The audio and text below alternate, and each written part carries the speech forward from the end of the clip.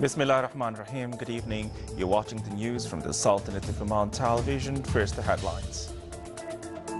The Ministry of Sports Affairs organizes a poetic evening in the Wilaya of Ja'lan Bani Hassan.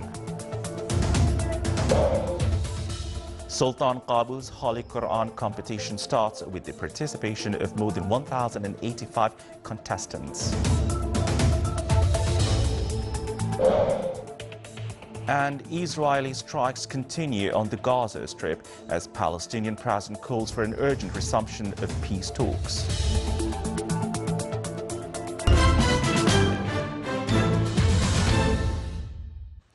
Those were the headlines, and now the news in detail. His Majesty Sultan Qaboos has sent a cable of greetings to His Excellency President Petro Poroshenko of Ukraine on his country's independence anniversary. The Ministry of Sports Affairs organized a poetic evening in the Wilaya of Ja'lan Bani Hassan. It witnessed a participation from a group of Omani poets. The evening included traditional Omani poetry, where the poets expressed their love for the country and the beloved leader. It was attended by various members of the society and aimed to enhance values of allegiance and gratitude and instill the spirit of patriotism.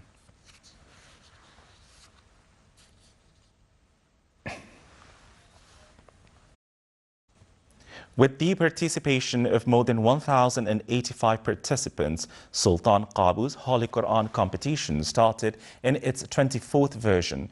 The first station was at the wilayas of the governorates of South Batna and the wilaya of Suwaik. The contest will continue till 24th of October in 22 centers all over the Sultanate. It consists of 6 levels. The participants embodied the aim achieved by the contest since its establishment due to the royal care accorded to it from His Majesty Sultan Qaboos.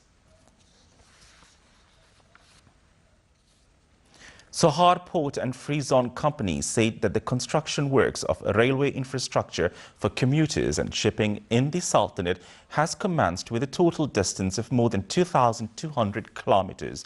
The company pointed out that the establishment of railway in Sohar is considered a natural option in terms of serving customers, as it will allow to benefit from the increase in the trade value and the reduction of commercial business packages cost in the Sultanate. Water service was disrupted in a number of areas in the Wilaya of Al-Amrat due to maintenance works. The problem began at the Public Authority for Electricity and Water announced that it will disrupt the water service in the Wilaya for 2 days. The disruption started before the announcement, causing many areas in the Wilaya without water. This led to an increase in the prices of water tankers, reaching to 15 Omani Riyals for a 600-gallon tanker. Citizens in the Wilaya urged the authority to provide enough water tankers to carry water to their houses till the service will be resumed. Still to come in our news bulletin. It's an offer you can't refuse. Sicilian hilltop houses on sale for €1.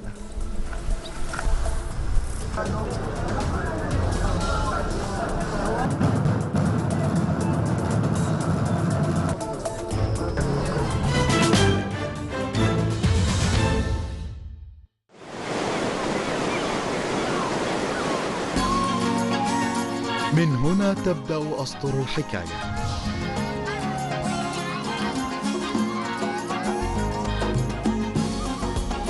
تقاليدها راسخة كالجبال.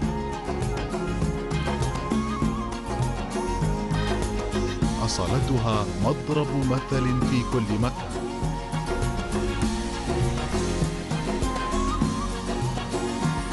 بساطتها ليس لها مثيل.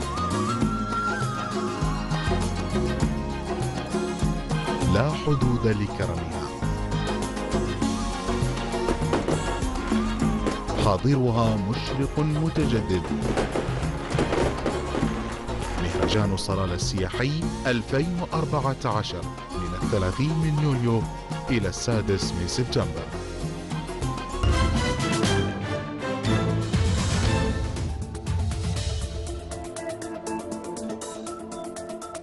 Welcome back to the news from the Sultanate of Oman television.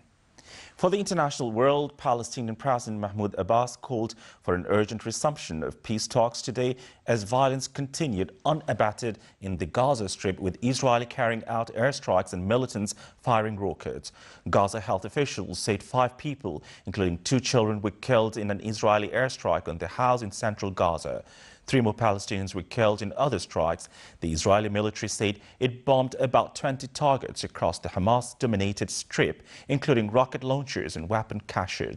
Abbas called today for both parties to return to the negotiations, which aim to end the 6-week-old conflict and seal a deal that would open a way for reconstruction aid to flow into the Gaza territory of 1.8 million people, where thousands of homes have been destroyed. Abbas said a solution has to be reached to avoid future Israeli offensive. Palestinian health officials say 2,079 people, most of them civilians, have been killed in the small, densely populated coastal enclave since July 8th, with Israel launched an offensive with the declared aim of ending rocket fire into its territory. 2 suicide bombers in Iraq killed at least 17 people. In Baghdad, a bomber rammed a vehicle into an intelligence headquarters, while near Turkey, a suicide bomber driving a military Humvee packed with the explosive attacked a gathering of soldiers and militias. Meanwhile, the U.S. has launched this month a total of 93 airstrikes, of which 60 were near the Mosul Dam, to support Iraqi, the Kurdish forces looking to reclaim territory seized by the Islamic State group. A total of 184 vehicles from the Russian aid convoy, which crossed into Ukraine without permission, have returned to Russia. Vehicles queued at the Izavkian checkpoint, which is controlled by the pro-Russian rebels. The Ukrainian government and Western countries denounced the move as violation of Ukraine's sovereignty and accused Russia of using the convoy to smuggle supplies and reinforcement to rebel fighters. On its part, Russia said the white-topped trucks were carrying food, water, generators and sleeping bags. The World Health Organization said today that the West African Ebola epidemic is even bigger than thought.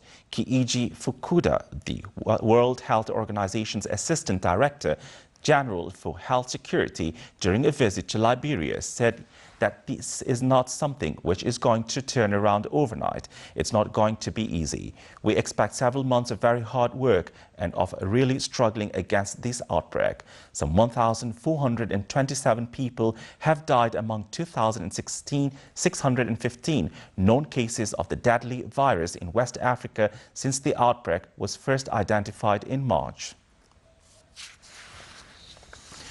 Rustic bodies in a prefecture hilltop villages of the island of Sicily are up to sell for just €1. How is it possible? The following report reveals.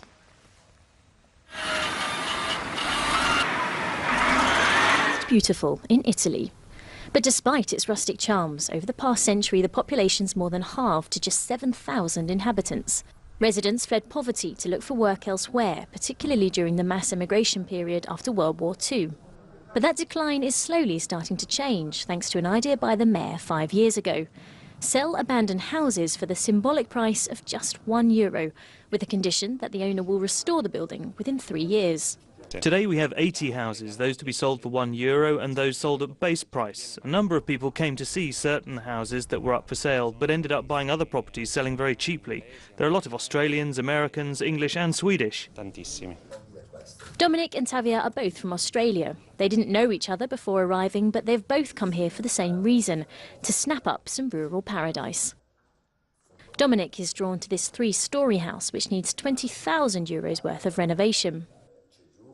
It's a beautiful place, and I'll have a bit of a kind of soft spot for rustic places and for things that are broken and falling down, so that's very attractive. I mean, you couldn't buy a car park in Australia for the price of this house. So. To come here for the Melbourne winter, and it being summer here, it's really great to have somewhere to go to escape the cold and somewhere to relax and enjoy the beautiful culture in Ganji. The sale of property, some of which were abandoned as far back as the 1920s, has also led to employment for builders who would otherwise have to travel out of the village to find work. From festivals to exhibitions and concerts, new life has entered the 12th century village thanks to many tourists attracted by its real estate. It's really great to see so many people in Ganji. It's wonderful now. There are thousands and thousands of people who come here. The fact that the mafia has less of a foothold here is reassuring to potential property buyers. Ganji is often cited as one of the best regulated places in Sicily in terms of transparency. With only a handful of properties left at €1, those in search of a bargain taste of rustic Sicily better get moving.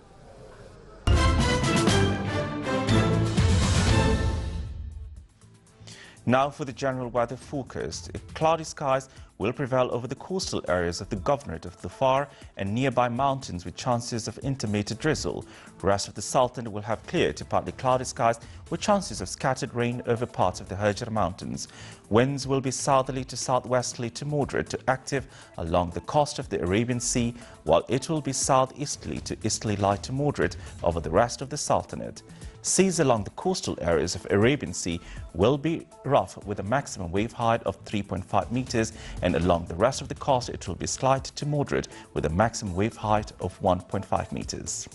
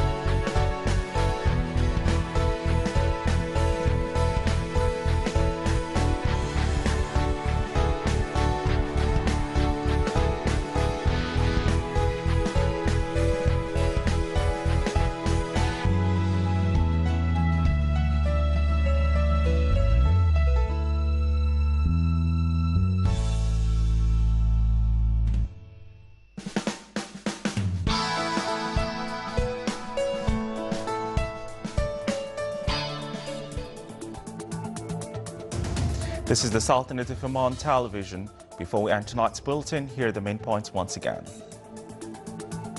The Ministry of Sports Affairs organizes a poetic evening in the Wilaya of Ja'lan Bani Buhassan. Sultan Qaboos Holy Quran competition starts with the participation of more than 1,085 contestants.